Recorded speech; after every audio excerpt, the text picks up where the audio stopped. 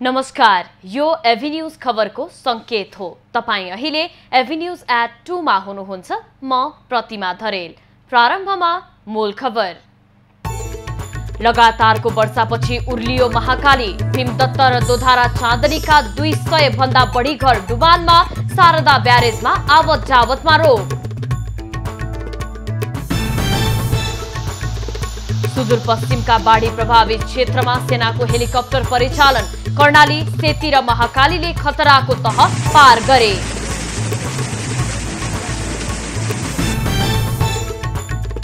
माओवादीद्वारा प्रदेश party committee सम्मको सम्मेलन कार्यतालिका हेरफेर। राष्ट्रिय सम्मेलन भने तोकिएकै समयमा हुने।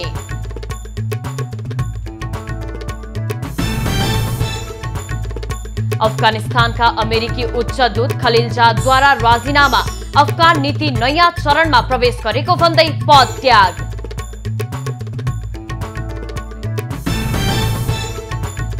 र एएफसी अन्डर 23 एसियन कप छनौट खेल्न नेपाली टोली आज ताजिकिस्तान प्रस्थान। अघिल्लो चरणमा स्थान बनाउने लक्ष्य।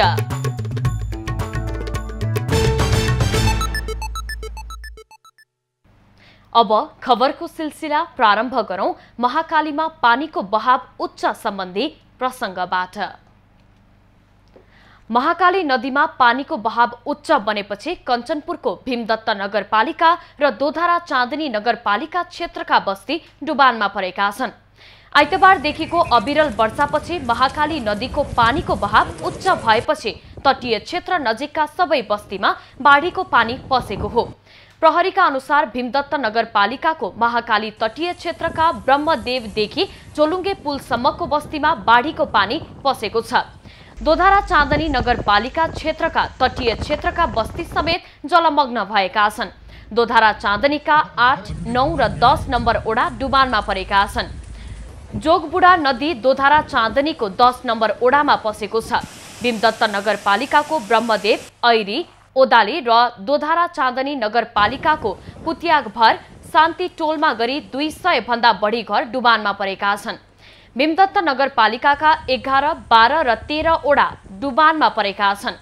बाढीको पानीले कालोपत्रे गरिएको पहुँच मार्गमा कटान गर्ने कार्य जारी राखेको छ।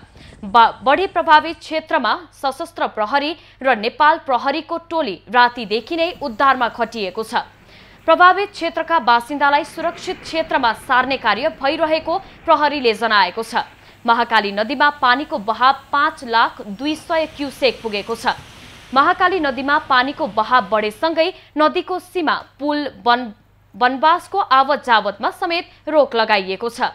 नदीमा पानीको बहाव 1 लाख क्युसेक नागेपछि सवारी साधन र 2 लाख क्युसेक नागे पुरै आवत जावत बन्द गर्ने गरिएको छ।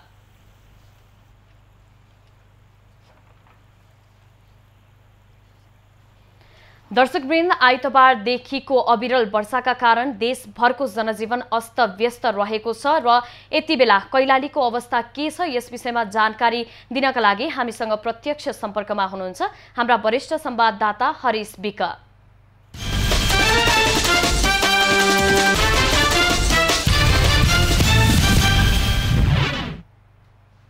हरिश, आइतबारदेखिको वर्षाले देशभरको जनजीवन अस्तव्यस्त रहेको छ। यति बेला कैलालीको अवस्था के छ? मौसमी अवस्था के कस्तो छ? उद्धार कार्यहरू के कसरी भइरहेका छन्? प्रतिभा, खास गरी पश्चिम प्रदेशमा पनि 3 दिन आएको वर्षाले यो प्रदेशलाई निकै प्रभावित बनाएको छ। खास गरी 3 दिनदेखि आएको वर्षाका कारणले महाकाली क्षेत्रमा बढी जसो प्रभावित भएको छ। नदी महाकाली का कारणले त्यहाँ प्रत्येक क्षेत्रमा बसोबास गर्दै आएका नागरिकहरू बढी समस्यामा परेका छन् भने त्यस्तै कर्णाली क्षेत्र, जुन कर्णाली नदी आसपासमा बस्दै आएका नागरिकहरूलाई पनि धेरै समस्या भएको हामीले जानकारी पाएका छौँ। म 3 जनाले ज्यान गुमाइसकेको पनि हामीले पाइसकेका छौँ र त्यस्तै गरी 2 जना अहिले पनि बेपत्ता छन्। समग्रमा सुदूरपश्चिम प्रदेशमा बाढीले निकै क्षति पुर्याएको भन्न मिल्छ। झन्झनको क्षति पुर्याइसकेको छ। सडकहरू अवरुद्ध छन्, विभिन्न डुबान क्षेत्रहरू बस्तीहरू डुबानमा परेका छन्। यसका लागि प्रदेश सरकार पनि चनाको भर लागेको भन्दा केही बेर अगाडि मात्रै मुख्यमन्त्री त्रिलोचन भट्टसँग हामीले कुरा गरेका छौँ र सुदूरपश्चिम प्रदेशको जुन यो पछिल्लो बाढीको प्रभावित क्षेत्रहरूलाई अझै सुरक्षित बनाउनका लागि प्रदेश सरकार पनि सक्रिय रूपमा लागेको र त्यसै गरी विभिन्न बाढी प्रभावित क्षेत्रहरूमा मन्त्रीहरूको उपस्थिति रहेको, त्यसै गरी सङ्घ सरकारसँग प्रधानमन्त्री शेरबहादुर देउवासँग गृहमन्त्रीसँग पनि यहाँको प्रदेश सरकारले कोर्डिनेसन गरिराखेको अर्थात् समन्वय गरिराखेको भन्ने खालको हामीले जानकारी पाएका छौँ र अन्य क्षति नहोस् भन्नका लागि सुदूरपश्चिम प्रदेश सरकार अनि यहाँको स्थानीय सरकार पनि सक्रिय रूपमा लागिराखेको हामीले जानकारी प्राप्त गरेका छौँ र प्रदेश सरकारले विभिन्न जिल्लाका सिडिओहरूलाई प्रमुख जिल्ला अधिकारीज्यूहरूलाई प्रत्यक्ष रूपमा निर्देशन पनि दिइसकेको र बाढी प्रभावित गाउँ अथवा क्षेत्र सडकहरूलाई अवरुद्ध हुन नदिनका लागि त्यहाँका बासिन्दाहरूलाई सुरक्षित स्थानमा पुर्याउनका लागि सक्रियता देखाउनुपर्छ भनेर मुख्यमन्त्री त्रिलोचन भट्टले पनि निर्देशन गरिसकेको भन्ने हामीले जानकारी पाएका छौँ। कैलालीको जानकारी गराउनु पर्दाखेरि यति बेला हामी धनगढीमा छौँ, जो धनगढी उपमहानगरपालिका क्षेत्र पनि डुबानमा छ। खास गरी कैलालीमा त्यति ठुलो क्षति नभएको हामीले जानकारी पाएका छौँ। यद्यपि केही फाटफुट मात्रामा बस्ती डुबान भएको छ। त धनगढी उपमहानगरपालिकाको वार्ड नम्बर 13 जुन श्रीलङ्का बस्ती छ यो बस्ती पनि डुबानमा भएको छ। त्यस्तै विशाल नगर क्षेत्र पहिला पनि डुबानमा पर्थ्यो, त्यो क्षेत्र पनि डुबानमा परिराखेको छ भने अन्य स्थानीय तहहरू जस्तो भजनी तपाईँको टिकापुर क्षेत्रका केही आसपासका बस्तीहरू डुबानमा परिराखेका छन्। यति बेला यो बाढी प्रभावित क्षेत्र धनगढीका विभिन्न वडाहरू अनुगमन गर्दै धनगढी उपमहानगरपालिकाका नगर प्रमुख यही वार्ड नम्बर 13 मा आइपुग्नु भएको छ। उहाँले अनुगमनका क्रममा के पाउनु भएको छ र उहाँले कसरी अनुगमन गरिराख्नु भएको छ भन्ने विषयमा हामी उहाँसँग छोटो प्रतिक्रिया लिन चाहन्छौँ। मेरो साथी यहाँलाई स्वागत छ। धन्यवाद, नमस्कार। अहिले जुन बाढी प्रभावित क्षेत्रहरूमा तपाईँ धनगढी उपमहानगरपालिकाका बाढी प्रभावित क्षेत्रमा अनुगमन गरिराख्नु भएको छ, कस्तो पाउनु भएको छ, यहाँका नागरिकको भनाइ के छ, के पाउनु भयो यो बताइदिनुहोस्। अहिलेसम्म भएको छैन।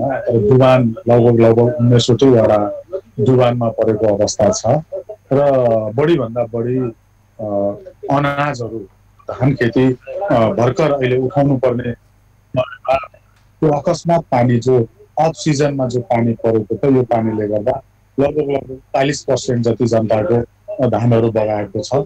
जनतामा पनि 60 वटा घर लगभग अहिले म 8-10 वटा वाडा घुमिसकेको छु। अहिले बाँकी रहेका वाडाहरूमा पनि म प्रत्यक्ष रूपमा म आफै जाँदैछु र अब कसरी व्यवस्थापन गर्न सकिन्छ र यसलाई कसरी नागरिकहरूलाई चाहिँ सुविधा दिन सकिन्छ, क्षतिपूर्ति दिन सकिन्छ, सङ्घीय सरकार र प्रदेश सरकारसँग समन्वय पनि हाम्रो भइराखेको छ र समन्वय पनि गरिरहेका छ। अनि यति बेला भनौँ न यहाँले अनुगमन गरे भएको छ सबै वडाहरूमा जस्तो पनि यो 60 घरहरू विस्थापित भइसकेको स्थिति छ। यिनीहरूलाई सुरक्षित स्थानमा लैजानका लागि नगरपालिकाले कस्तो खालको भूमिका खेलिरहेको छ यो पनि बताइदिनु। अब अहिले सुरक्षा कर्मी साथीहरूसँग त्यसपछि रेड क्रससँग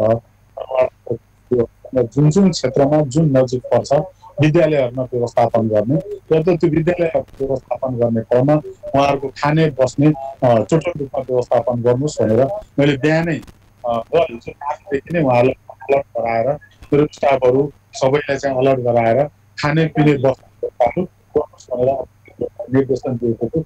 विद्यालयहरू प्राइभेट विद्यालय भए पनि सरकारी विद्यालयहरू भए पनि जुन क्षेत्रमा व्यवस्थापन गर्न सकिन्छ अध्यक्षज्यूहरूको निर्देशनमा उहाँहरूले व्यवस्थापन गर्ने कामहरू गरिरहेको छ।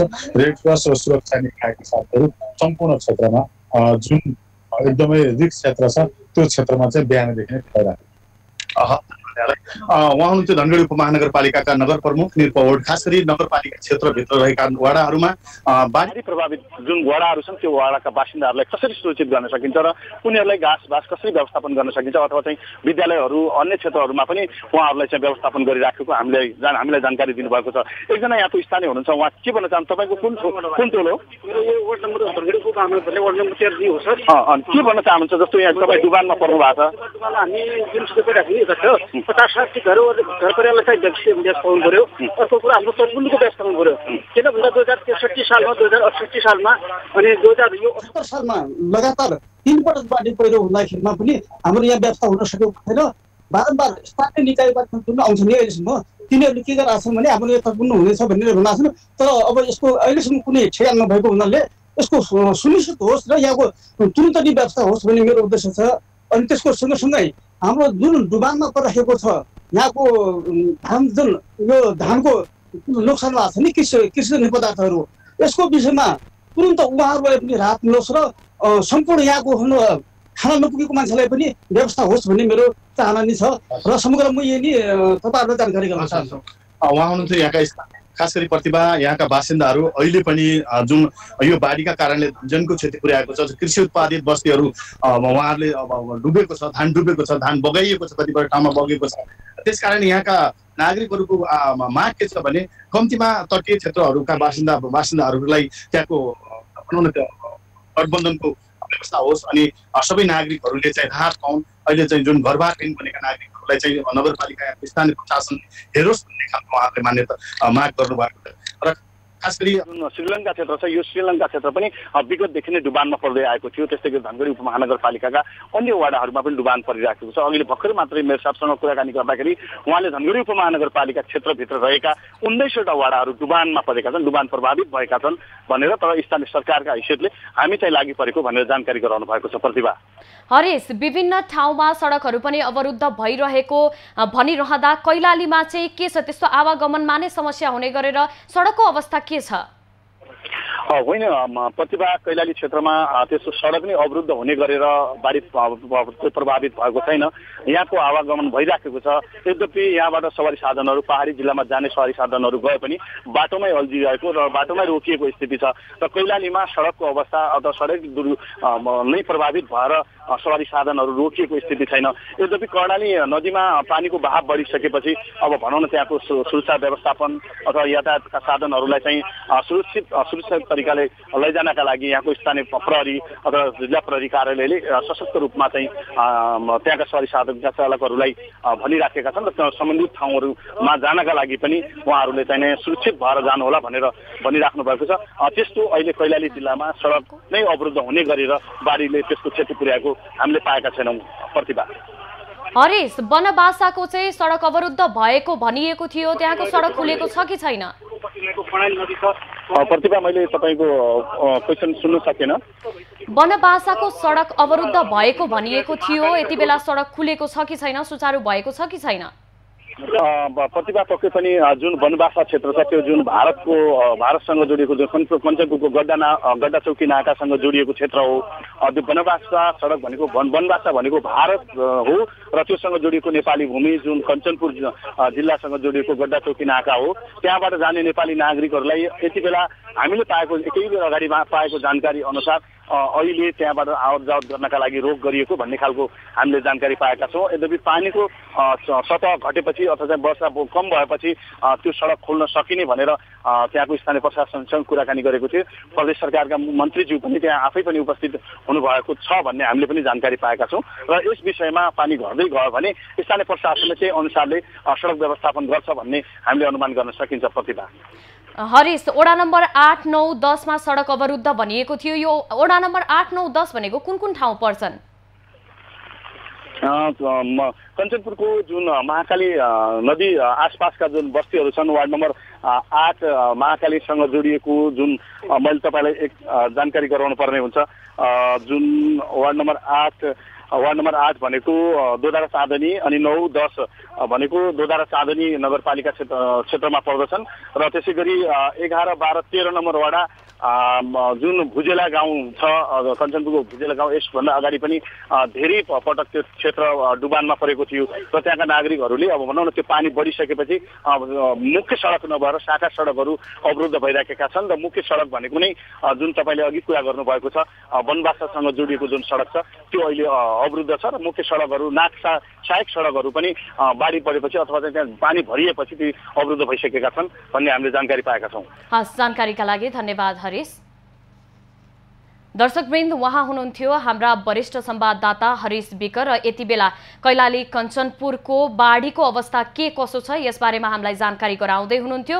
र कैलालीको कुरा गर्नुपर्दा धनगढी उपमहानगरपालिकाका बस्तीहरू पनि डुबानमा परेका छन् र बाटोघाटोको कुरा गर्दै जाँदाखेरि मुख्य सडक पनि अवरुद्ध रहेको बनबासाको र अन्य सहायक सडकहरू पनि अवरुद्ध रहेको कुरा उहाँले हामीलाई जानकारी गराउनु भएको छ। अब बाँकी प्रसङ्ग। अविरल वर्षासँगै सेती नदीमा आएको बाढीमा 60 जना फसेका छन्। जिल्लाको सिगास गाउँपालिका 5 को ढुङ्गाडामा बाढीका कारण 10 परिवारका करिब 60 जना फसेका हुन्। स्थानीय राजेन्द्र चन्दले सोमबार राति आएको बाढीले सेती नदी छेउकै बस्तीमा बस्दै आएका 60 जना फसेको जानकारी दिए। बैतडी र डोटीलाई जोड्ने ढुङ्गाडको झोलुङ्गे पुल पनि बगाउँदा उद्धारमा कठिनाई भएको बताइएको छ। सेतीको बाढीमा फसेका स्थानीयहरूको उद्धार गर्न प्रदेश सरकार र संघीय सरकारलाई समेत आग्रह गरिरहेको बताउँदै वडा अध्यक्ष धामीले प्रतिकूल मौसमका कारण थप समस्या भइरहेको बताए। ढुङ्गाडमा अहिलेसम्म उद्धारका लागि सरकारी टोली पुग्न सकेको छैन। नेपाल टेलिकमको फोन सेवा अवरुद्ध छ, एनसीएलको भने काम गरिरहेको छ। चन्दले ढुङ्गाड स्थित सेती नदीको किनारमा करिब 120 परिवार बस्दै आएका छन्। आइतबारदेखिको अविरल वर्षाका कारण बुढी गंगा नदीमा आएको बाढीले अछाममा ठूलो जनधनको क्षति गरेको छ। बुढी गंगा नदीमा आएको बाढीले माछा पोखरी, खानेपानी, तटबन्ध, धान बाली समेत बगाएको छ। बुढी गंगा तथा आसपासका खोलाहरूमा पानीको बहाव अहिलेसम्मकै उच्च भएको छ। बहाव बढेपछि तटीय क्षेत्रका बासिन्दा सुरक्षित स्थानमा सरेका छन्। साफेबगर नगरपालिकाका पक्की पुल, देउझाल, सिसमघाडी, साफेबगर विमानस्थल, पुल बजार, एयरपोर्ट बजार, बैजनाथ क्षेत्र, कोट सिमल, सिस्ने लगायत क्षेत्रमा बाढी पसेको छ। बाढीले धान बालीमा समेत क्षति पुर्याएको छ। पहिरोले सडक यातायात समेत अवरुद्ध भएको छ। विद्युतका पोल भाँचिँदा विद्युत र टेलिफोन तथा इन्टरनेट सेवा समेत अवरुद्ध भएको छ। लगातार परेको भारी वर्षाका कारण सुदूरपश्चिम प्रदेशका जिल्लाहरूमा आएको बाढी र पहिरोमा परेकाहरूको उद्धार नेपाली सेनाको हेलिकप्टरबाट गर्न थालिएको छ। गृहमन्त्री बालकृष्ण खाँडको निर्देशनमा नेपाली सेनाको सुर्खेत स्थित स्टेशनबाट बाढी र पहिरोमा परेकाहरूको उद्धारका लागि हेलिकप्टर परिचालन भएको हो। वर्षातका कारण सुदूरपश्चिमका डोटी, डडेलधुरा र कञ्चनपुर बाढी प्रभावित भएका छन्। बाढीमा परेर डोटी र डडेलधुरामा एक जनाको मृत्यु भएको छ। डडेलधुरामा 1 जना पुरिएका छन्। गृह मन्त्रालयले बाढी प्रभावित जिल्लाका प्रमुख जिल्ला अधिकारी, प्रहरी प्रमुख र सशस्त्र प्रहरीका प्रमुखलाई टेलिफोन गरी समन्वयात्मक ढंगले उद्धार र राहतको काम तीव्र गतिमा गर्न निर्देशन दिएको छ। तत्काल विपदमा परेकाहरूको उद्धार, अस्थायी स्थानान्तरणको कार्य अघि बढाउन पनि मन्त्रालयले निर्देशन दिएको छ। अविरल वर्षाका कारण सुदूरपश्चिमका अधिकांश नदीमा पानीको सतह बढेको छ। कर्णाली, सेती र महाकाली नदीले खतराको तह पार गरेका छन्। नदी तटीय क्षेत्रमा जोखिम बढेकाले आवश्यक रूपमा सतर्कता अपनाउन बाढी पूर्वानुमान महाशाखाले अनुरोध गरेको छ। वर्षासँगैको बाढीले बझाङमा पनि ठूलो जनधनको क्षति गरेको छ। बाढीले बाउली गाडमा निर्माण गरिएको तटबन्ध बगाएपछि सदरमुकाम चैनपुर समेत जोखिममा परेको छ। बाढीले पर्खाल भत्काएपछि चैनपुरमा रहेको नयाँ बस पार्क बगरमा परिणत भएको छ। बाढीले सदरमुकाम चैनपुर मात्रै नभएर जिल्लाका विभिन्न ठाउँमा क्षति गरेको छ। बाढीले बिजुलीका पोल, विभिन्न ठाउँका सडक समेत बगाएको छ। पोल बगाएपछि विद्युत सेवा समेत अवरुद्ध भएको छ। बाढीका कारण जय पृथ्वी राजमार्ग पूर्ण रूपमा अवरुद्ध भएको छ। आइतबारदेखि परेको अविरल वर्षाका कारण कर्णाली नदीमा आएको बाढीका कारण बर्दियाको राजापुर नगरपालिका र गेरुवा गाउँपालिकाका केही बस्ती डुबानमा परेका छन्। राजापुरको वडा नम्बर 1, ट्युनी, मुर्गुवा, चनौरा र दौलतपुरका करिब 100 घरमा पानी पसेको छ। त्यसैगरी गेरुवा गाउँपालिका वडा नम्बर 3 को बनकट्टी र वडा नम्बर 2 को राजीपुरका 50 भन्दा बढी घर डुबानमा परेको गाउँपालिकाले जनाएको छ। कर्णाली नदीमा पानीको सतह अझै बढ्ने भएकाले नदी किनारका बस्तीका मानिसहरूलाई सावधानी अपनाउन जिल्ला प्रशासन कार्यालय बर्दियाले जानकारी गराएको छ। आइतबार रातिदेखि परेको बेमौसमी अविरल वर्षाका कारण कैलालीमा भित्र्याउने लागिएको धान बालीमा ठूलो क्षति पुगेको छ। धान भित्र्याउने समयमा भारी वर्षा हुँदा कैलाली लगायत सुदूरपश्चिम भरिका किसानहरू चिन्तित भएका छन्। दर्शकबिन आइतबार रातिबाट परेको बेमौसमी अविरल वर्षाले अहिले धान भित्र्याउन लागेका किसानहरूलाई निकै चपेटामा पारेको छ। असार महिनामा जेनतेन रोपेको धान कार्तिक महिनामा काटेर भित्र्याउनै लाग्दा आएको वर्षाले धान खेतमै कुहिन थालेपछि किसानको यति बेला रुवाबासी नै चलेको छ। के गर्ने हजुर, हाम्रो धानको पुरै त्यो सत्यनाश भइगयो, हामीलाई खान पुग्दैन, के खाने योचोटि हामीले। भित्राउने समयमा यत्रो गडा भरेर यो टनाटन भएर खेत सब डुबेर किसानहरू हामी यस्तो पीडमर्कामा छौँ कि हामीलाई बहुत सरकारले कुनै सुविधा नदिएको खण्डमा पनि हामी गरिबलाई पनि यस्तो किसानहरूलाई यस्तो अहिलेको पानीले गर्दा बडो मर्कामा पुगेको छौँ। वर्षभरि खानलाई असार महिनाको टन्टलापुरी घाममा पसिना चुहाएर रोपेको धान काटेर भित्र्याउनै लाग्दा वर्षाले धान खेतमै कुहिन थालेपछि किसानलाई अब के खाने भन्ने चिन्ताले पिरोल्न थालेको छ। का करना हजुर, तो हमार खेतवा सब जम गिलस, सब पानी बगा ले गिलस, अब बराबर बर हो गिलस। कैसन कहना अतरा खर्चा पर्चा लगा काम कैली, एक कई मजूरी लगा के अतरा ऊंचा कैली, अब का खाना सब खेतवा को नस ऊंचा हो गिलस, खत्म हो गिल खेतवा, धान सब सर गिलस। यो वर्ष अनुकूल मनसुन, मलखाद र उन्नत बिउका कारण धान उत्पादन गत वर्षको भन्दा बढी हुने अनुमान गरिए पनि बाली भित्र्याउने समयमा परेको वर्षाले धान उत्पादनमा कमी हुने कृषि विकास निर्देशनालय दिपालले अनुमान गरेको छ। यसो त किसानलाई बेला बखत सरकारले विभिन्न आश्वासन दिँदै ठगिरहेको हुन्छ, तर वर्षभरि खानलाई जोहो गरिएको धान खेतमै उम्रिएपछि किसान यति बेला बिचल्लीमा छन्। त्यसैले सम्बन्धित निकाय सरकारले किसानका पीडाहरूमा मलम लगाउन अति जरुरी देखिएको छ। क्यामेरामा दीपक टमट्टाका साथ मंगल बाँसकोटे, कैलाली। आइतबारदेखि परेको अविरल वर्षाका कारण कैलाली र कञ्चनपुरमा पनि काटेर भित्र्याउन ठिक्क पारेको धानमा ठूलो नोक्सानी पुगेको छ। भित्र्याउन ठिक्क पारेको धान पुरै पानीले भिजेपछि किसानलाई वर्षभरि कसरी खाद्यान्नको जोहो गर्ने भन्ने चिन्ता थपिएको छ। मानो रोपेर मुरी फलाउने सपना बोकेका किसानहरू धान भित्र्याउने बेलामा अनपेक्षित वर्षाले क्षति पुर्याएपछि चिन्तित बनेका छन्। अनपेक्षित रूपमा आएको अविरल वर्षाले गुलरिया नगरपालिका वडा नम्बर 11 लालपुर गाउँमा करिब 10,000 बिघा भन्दा बढी जमिनमा लगाएको धान बालीमा क्षति पुगेको छ। खेतमा सबै धान जरा फाल्ने अवस्था छ, यो यस्तो बिजोग अवस्था छ। वर्षा दिनलाई खाने लाउनेको लागि लगाइएको यो धान अहिले आँखाको अगाडि गइराखेको छ, रुने कराउने हार गुहार गर्ने अवस्था छ।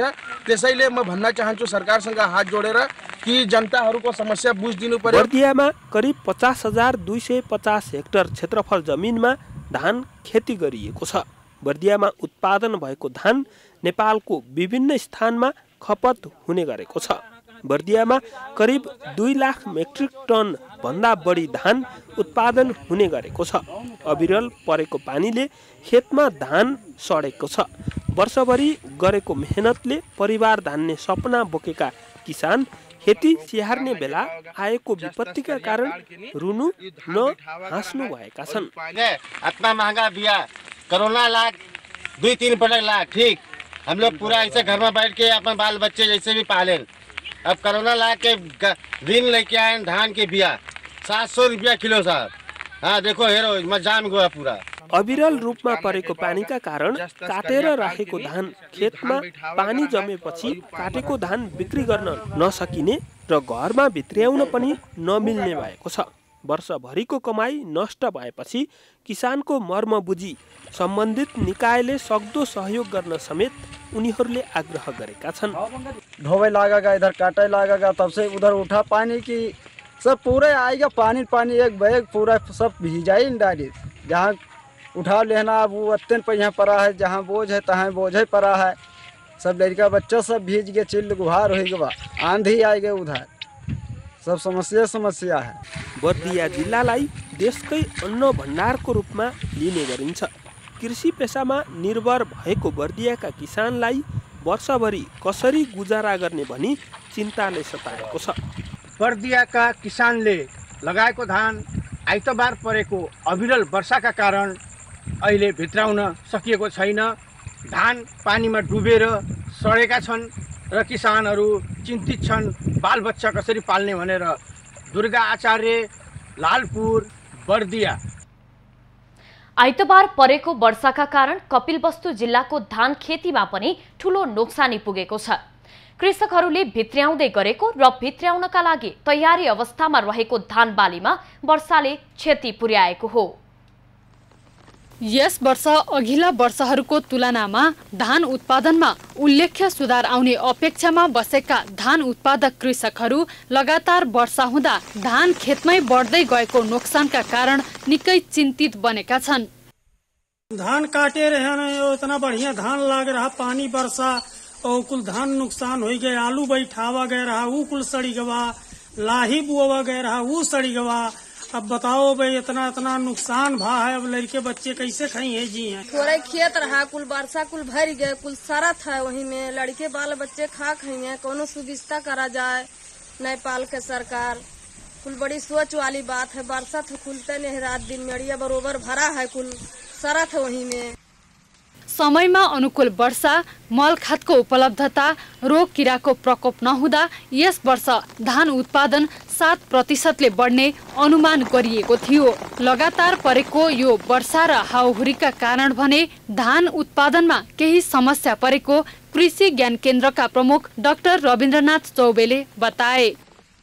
आइतबारदेखि परेको अविरल वर्षाको कारणले गर्दाखेरि धान बालीमा यसबाट ठूलो क्षति पुगेको छ।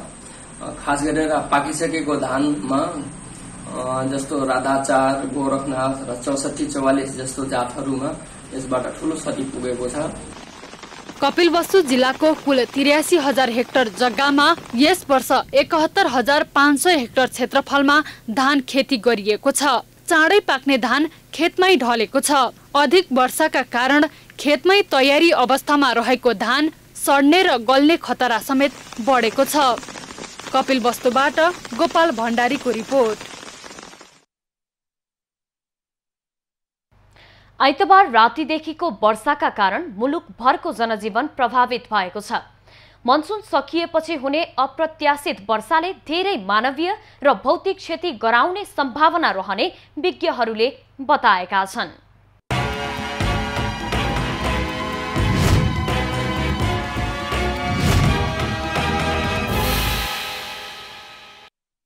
मनसुन बाहिरिँदै गर्दा बंगालको खाडीमा उत्पन्न भएको न्यून चापीय अवस्था र अफगानिस्तानमा पश्चिमी वायुको प्रभाव विकसित भएपछि त्यसको प्रभाव नेपालको पश्चिमी क्षेत्रमा बढी परेको हो। उत्तरतर्फ सरिरहेको मौसमी प्रभावले देशका सुदूरपश्चिम कर्णाली र गण्डकीमा केही अधिक र अन्य प्रदेशका केही स्थानमा सामान्य वर्षा भइरहेको मौसम पूर्वानुमान महाशाखाले जनाएको छ। काठमाडौँ उपत्यकामा आइतबार रातिदेखि नै मौसम बदली हुनुका साथै केही स्थानमा वर्षा भइरहेको छ। यो क्रम मंगलबारसम्म पनि जारी रहने महाशाखाले जनाएको छ। मनसुन सकिएपछि हुने अप्रत्याशित वर्षाले धेरै मानवीय र भौतिक क्षति गराउने सम्भावना रहने विज्ञहरूले बताएका छन्।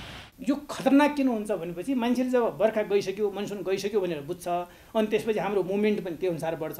त्यो मुभमेन्ट बढ्दाखेरि चाहिँ जब यस्तो खालको नयाँ सिस्टम विकसित हुन्छ, त्यो नयाँ सिस्टमले चाहिँ मान्छेको आकलनभन्दा बाहिर गएर आउने हुनाले यसले हानि नोक्सानी अझ बढी गर्ने र बढी गरेको अवस्था पनि छ।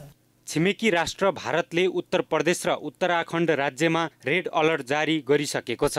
त्यहाँ 200 मिलिमिटर भन्दा बढी वर्षा हुने आकलन गरिएको छ। यस्तै नेपालको पश्चिमी क्षेत्र डडेलधुरामा गत 24 घण्टामा 179 मिलिमिटर वर्षा भइसकेको छ। यो भारतको आँकडासँग मिल्दोजुल्दो छ। यो अवस्था जलवायु परिवर्तनको असरसँग जोडिने विज्ञको भनाइ छ। डडेलधुरामा हेर्दाखेरि चाहिँ 179 मिलिमिटर वर्षा 24 घण्टामा भइसकेको अवस्था छ भनेपछि त्यो आकलनसँग मिल्दो छ।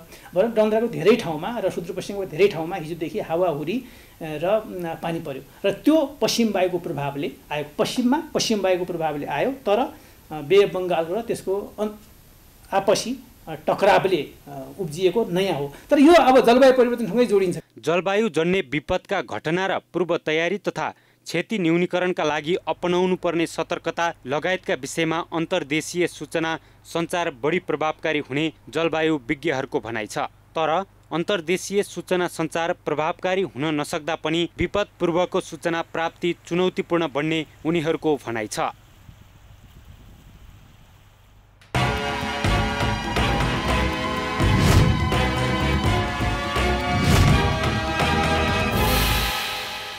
अब बाँकी खबर।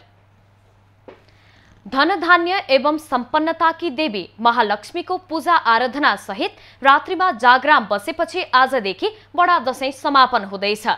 आश्विन शुक्ल पूर्णिमाका दिन मनाइने कोजाग्रत पूर्णिमा आज साँझ सम्पन्नता की देवी महालक्ष्मीको पूजा आराधना गरी रातभर जागराम बसेर मनाएसँगै दुर्गा पक्ष सकिन्छ। विजया दशमीदेखि सुरु भएको नवदुर्गाको प्रसाद स्वरूप टीका र जमरा लगाई मान्यजनबाट आशीर्वाद लिने क्रम पनि आजैदेखि समाप्त हुन्छ। आजै जमरालाई नजिकको नदी, तलाउ, पोखरी आदि तीर्थस्थलमा लगी सेलाइन्छ। आज महालक्ष्मीको पूजा आराधना गरी राति जागराम बसेको मानिसका घरमा पृथ्वी भ्रमण गर्दै हिँडेकी महालक्ष्मी प्रवेश गरी ऐश्वर्य दिई सम्पन्न बनाउँछिन् भन्ने धार्मिक विश्वास छ। माता दुर्गाका 3 रूप मध्येको एक रूप महालक्ष्मीको पूजा गरेर आज दुर्गा पक्षलाई बिदा गरिन्छ। नवरात्र विजया दशमीकै दिन सकिने भए पनि दुर्गा पक्ष भने आश्विन शुक्ल पूर्णिमाका दिनमा समाप्त हुन्छ। कोजाग्रत पूर्णिमा आज परे पनि पूर्णिमा व्रत भने बुधबार रहेको जनाइएको छ। मध्यरातमा पूर्णिमा आज परेकाले कोजाग्रत पूर्णिमा आजै मनाउने निर्णय गरिएको पञ्चाङ्ग निर्णायक समितिले जनाएको छ। चन्द्रमाको पूजा गरिने पूर्णिमा व्रतका लागि भने सूर्योदय र सायं कालमा पूर्णिमा तिथि चाहिने भएकाले बुधबार परेको हो। कार्तिक स्नान र आकाश दीपदान पनि बुधबारदेखि नै सुरु हुनेछ। इस्लाम धर्मावलम्बीका प्रवर्तक हजरत मोहम्मदको जन्म जयन्ती आज मनाइँदैछ। इस्लाम धर्मका अन्तिम सन्देशकर्ता समेत मानिने मोहम्मद जयन्ती मुस्लिम धर्मावलम्बीले विशेष रूपमा मनाउने गर्छन्।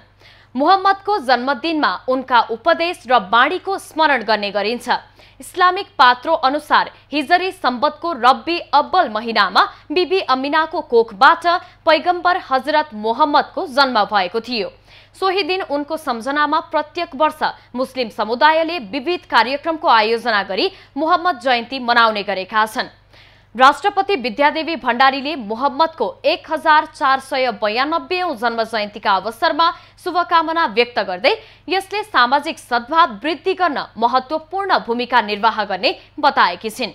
प्रधानमन्त्री शेरबहादुर देउबाले सम्पूर्ण इस्लाम धर्मावलम्बीलाई शुभकामना दिँदै विविध धर्म र संस्कृतिको संगम स्थलका रूपमा रहेको नेपालमा सबै धर्म, संस्कृति, समुदायको उचित सम्मान र संरक्षण गर्नका लागि संविधानले पर्याप्त व्यवस्था गरेको बताएका छन्। सरकारले मोहम्मद जयन्तीका अवसरमा मुस्लिम धर्मावलम्बीहरूलाई सार्वजनिक बिदा दिएको छ। नेकपा माओवादी केन्द्रले प्रदेश पार्टी कमिटी सम्मको सम्मेलन कार्यतालिका हेरफेर गरेको छ। आज बिहान बसेको स्थायी कमिटी बैठकले टोल, ओडा, पालिका र प्रदेश कमिटीका सम्मेलनको कार्यतालिका हेरफेर गरेको हो। बैठकले राष्ट्रिय सम्मेलन भने निर्धारित समयमै गर्ने निर्णय गरेको छ। माओवादीले राष्ट्रिय सम्मेलन पुस 11, 12 र 13 गते काठमाडौँमा गर्ने निर्णय यस अघि नै गरिसकेको छ।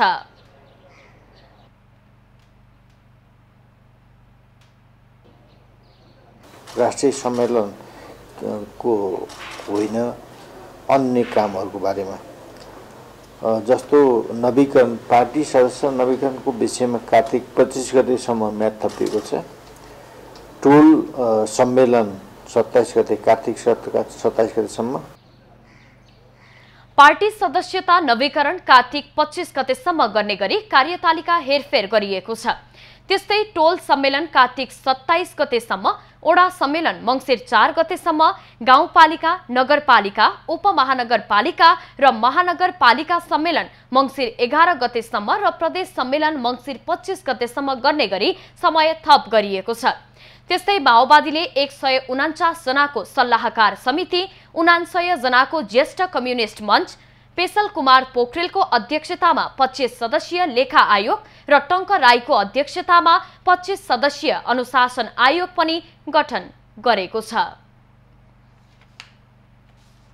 पूर्व अर्थ सचिव रामेश्वर खनालले माओवादी पार्टीको बन्धनबाट देश मुक्त हुनुपर्ने बताएका छन्। सामाजिक सञ्जाल ट्विटरमा खनालले माओवादी नै देश विकासको बाधक भएको दावी गर्दै माओवादी पार्टी चाँडो सकिनुपर्ने धारणा राखेका छन्। कति वर्षमा माओवादी सकिएला कसैको अनुमान भन्ने प्रश्न गर्दै ट्विटमा खनालले माओवादी रहनुलाई नाटक लामो भएको संज्ञा दिएका छन्। तत्कालीन माओवादी पार्टीबाटै प्रधानमन्त्री बनेका डाक्टर बाबुराम भट्टराईको आर्थिक सल्लाहकार समेत बनेका खनालले नेपाली कांग्रेसले माओवादीसँग हात मिलाउनु ऐतिहासिक गल्ती भएको जिकिर पनि गरेका छन्। नेपालमा रोकिएको विकासका लागि माओवादी सिद्धान्तको अन्त्य आवश्यक रहेको खनालको भनाइ छ। उनले बडा दशैं 2078 को शुभकामना भन्दै आगामी चुनावमा कसैलाई पनि माओवादी पार्टी मत दिने अवस्था उत्पन्न नहोस् भन्दै सो बन्धनबाट मुक्ति मिलोस् भन्ने कामना समेत गरेका छन्। प्रति व्यक्ति आम्दानी एक भित्ता मात्रै बढे पनि माओवादी सखाप हुने भन्दै उनले माओवादी सखाप नपारे नेपालीको जीवन खुशी हुने आफूले नदेखेको तर्क गरेका छन्। माओवादी सकिने निश्चित जस्तै भएको भन्दै खनालले आफू सकिने अनुमानले विकासका सारा काम रोक्ने माओवादी षड्यन्त्र हुन सक्ने र त्यसमा आफूलाई डर लागेको उल्लेख गरेका छन्। राजा फर्कन सक्ने विषयमा उनले चाहना राख्नु अलग कुरा हो, तर राजा फर्कन गाह्रो हुने उल्लेख गरेका छन्। बोक्सीको आरोपमा महोत्तरीमा आफन्तबाटै एक महिलाको हत्या भएको छ। महोत्तरीको मडैकी शिलादेवी झाको उनकै देवर सञ्जय कुमार झाले बोक्सीको आरोप लगाउँदै हत्या गरेका हुन्। महोत्तरीको महोत्तरी गाउँपालिका 3 मडैका 42 वर्षीय सञ्जय कुमार झाले बोक्सीको आरोपमा आफ्नै भाउजूको हत्या गरेका छन्। सञ्जयले भाउजू 42 वर्षीय शिलादेवी झालाई असोज 27 गते राति टाउकोमा हतौडा प्रहार गरी हत्या गरेका हुन्। हत्यापछि फरार सञ्जयलाई प्रहरीले पक्राउ गरेको छ। 27 गतेको रात अथवा बेलुका 5-6 बजेतिर यहाँ मडै स्थित घरमा आयो। घरमा आएपछि भाउजूलाई भेटेर त्यही घरमै भित्र त्यहीँ बस्यो। त्यहीँभित्र खानासाना खाएर त्यहीँनिर सुत्यो। सुतिसकेपछि बिहान अन्दाजी 3 बजेको समयमा त्यही भाउजूको बेडको मुनि रहेको हथौडाले निकालेर त्यही हथौडाले 3 पटक टाउकोमा चाहिँ प्रहार गरेर उसको हत्या गर्यो। हत्या गरिएको अवस्थामा शिलादेवीको शव असोज 28 गते घरमै फेला परेको थियो। भाउजू शिलादेवी बोक्सी भएकाले श्रीमतीको गर्भपतन भएको आरोप लगाउँदै उनले हत्या गरेको प्रहरी अनुसन्धानमा खुलेको छ।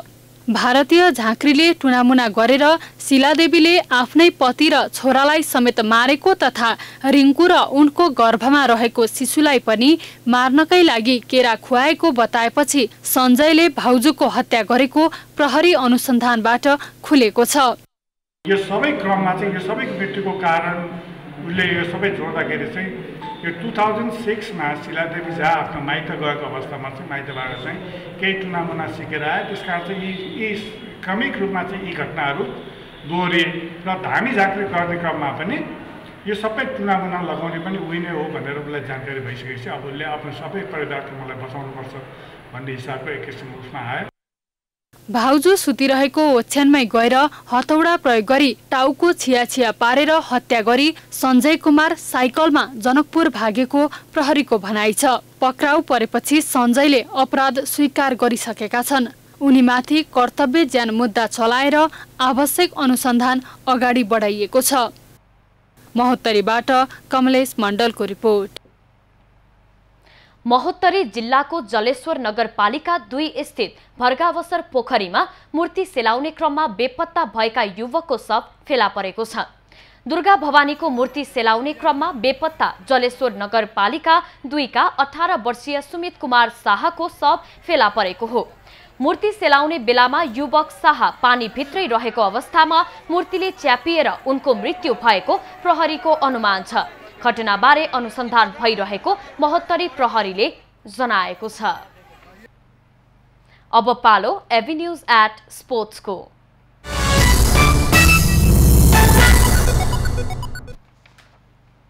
एएफसी अन्डर 23 एसियन कप छनौट खेल्ने नेपाली राष्ट्रिय फुटबल टोली आज ताजिकिस्तान प्रस्थान गरेका छन्।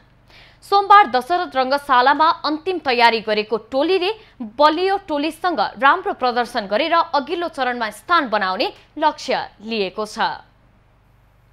उज्बेकिस्तानमा सन् 2022मा आयोजना छनौट खेलका लागि राष्ट्रिय टोलीमा अटाएका मनिष डाँगी, सुमन अर्याल, आयुष घलानलाई समेट्दै मुख्य प्रशिक्षक बालगोपाल महर्जनले 23 सदस्यीय नेपाली टिमको घोषणा गरेका छन्।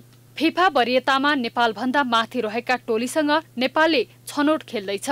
प्रशिक्षक बालगोपाल महर्जनले छोटो तयारीका बावजुद पनि नेपाली बलिया टोलीसँग राम्रो नतिजाका लागि खेल्ने बताए। कुनै पनि किसिममा भएको खेलाडीहरूबाट लिनुपर्ने अवस्था भएको हुनाले त्यो प्लेयरहरूमा पनि अलि 2-4 जना भाइटल प्लेयरहरू कि प्लेयरहरू इन्जुर भएको अवस्थाले गर्दाखेरि चाहिँ टिममा नभएको अवस्थाले अझ अलिकति टिममा चाहिँ पोजिसन वाइज समस्या भएको हो।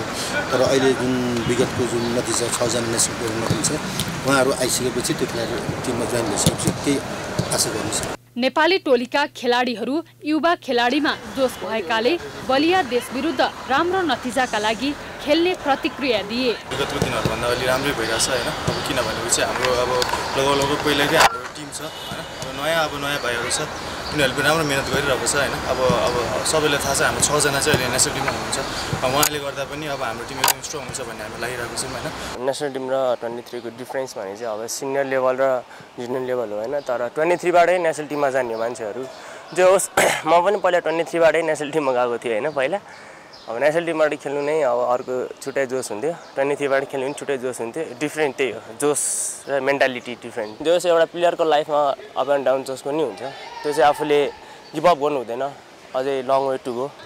छनौट अन्तर्गत नेपाल समूह बीमा रहेको छ। नेपालको समूहमा ताजिकिस्तान, लेबनान र इरान समावेश छन्। ताजिकिस्तानमा हुने छनौट खेल आगामी अक्टोबर 23 देखि 31 सम्म हुनेछ। नेपालले समूह चरणको पहिलो खेलमा इरानसँग अक्टोबर 25 मा खेल्नेछ। यस्तै दोस्रो खेलमा आयोजक ताजिकिस्तानसँग अक्टोबर 28 मा प्रतिस्पर्धा गर्दा अन्तिम खेल लेबनानसँग अक्टोबर 31 मा खेल्नेछ। छनौटका 11 समूहको शीर्ष टोलीले AFC अन्डर 23 एसियन कप खेल्ने मौका पाउनेछन्। यस्तै दोस्रो टोली मध्ये उत्कृष्ट 4 टोली पनि अन्डर 23 एसियन कपमा छनौट हुनेछन्। अब पालो एभिन्यूज एट मौसमको।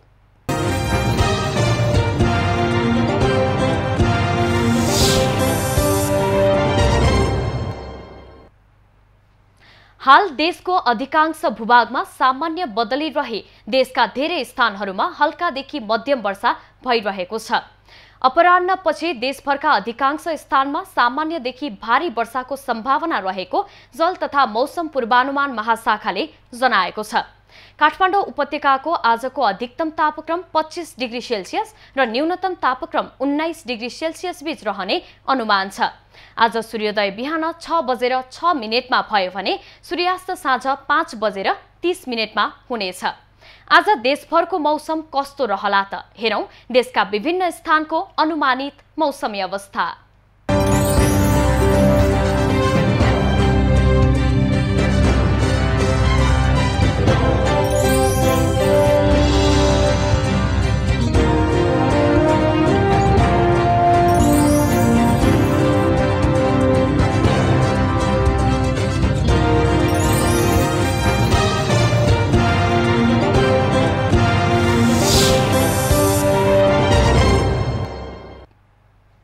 अहिलेलाई खबरको क्रम यति नै।